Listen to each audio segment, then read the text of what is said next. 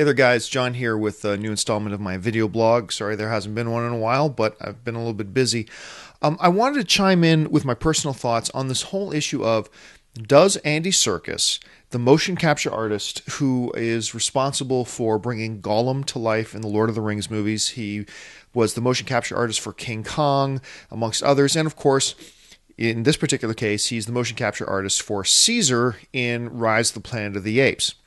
And there's been this whole discussion about, does Andy Serkis deserve an Oscar nomination for Best Supporting Actor, even though he did motion capture as opposed to having his face and his own body on screen? Now, there have been some arguments raised about this.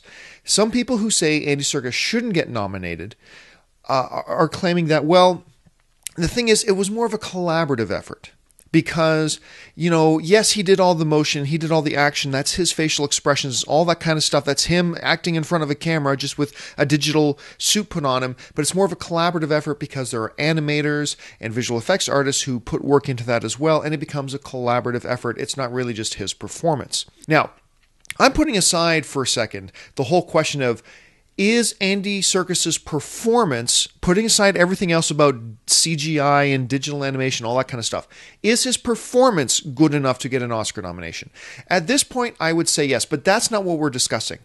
Right now, my whole premise is, let's assume for a second that his performance is good enough for an Oscar nomination. The question then is, should he get a nomination, based on the fact that there is computer-generated elements, there's animators involved and all that kind of stuff.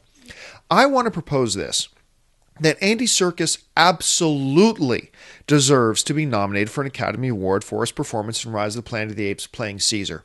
First of all, let's talk about this. That movie, Rise of the Planet of the Apes, completely hinges on Caesar. It works because of Caesar, and Caesar works because of Andy Serkis. Bottom line, that's the way it is. The president of Fox Studios even came out and said as much, that this movie works because of Andy Serkis. Caesar works because of Andy Serkis, and they believe he truly deserves an Oscar nomination for that. But the big thing I want to address here is this. The objection that it was a collaborative effort, because you don't actually see Andy Serkis, it's also Andy Serkis and the digital animators who put the digital costume, if you will, of Caesar on Andy Serkis, and therefore he can't really be eligible. I dispute that severely, because what performance in film isn't a collaborative effort? You have never seen a performance in a movie that wasn't a collaborative effort. Let's look at some extreme stuff. Are you going to say that John Hurt didn't deserve an Oscar nomination for The Elephant Man because a lot of makeup artists had to put a lot of their skill and time and energy into giving him his wild costume and Elephant Man outfit? That was a collaborative effort, therefore, and therefore he shouldn't be nominated. Of course not. That would be ludicrous to suggest. Is somebody going to suggest that Charlize Theron didn't deserve her Oscar nomination for Monster because there was a lot of makeup and costume artists who put a lot of work and their creativity into making her up to look the way she looked in that film, and her look and appearance are part of the performance, therefore she shouldn't have been nominated for an Oscar? Of course not. That would be a ridiculous thing to suggest. Is someone going to suggest that, well, Jack Nicholson shouldn't have been nominated for his Best Acting Award in Name the Movie because the director he was working with worked very closely with him in developing that performance, therefore it's a collaborative effort, and therefore he shouldn't be nominated for an Academy Award? Of course not. That would just be wrong to suggest. The fact of the matter is, there is no individual acting performance you've ever seen on screen that wasn't a collaborative effort. It's not just the actor. It's the actor, the cinematographer, the director, the costume people, the lighting people, the makeup people, the sound effects people, the music people.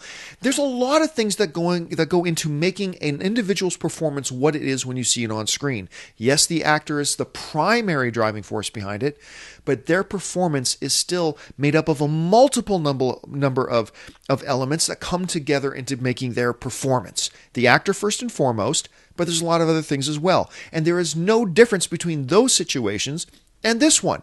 The performance of Caesar in Rise of the Planet of the Apes is primarily Andy Serkis.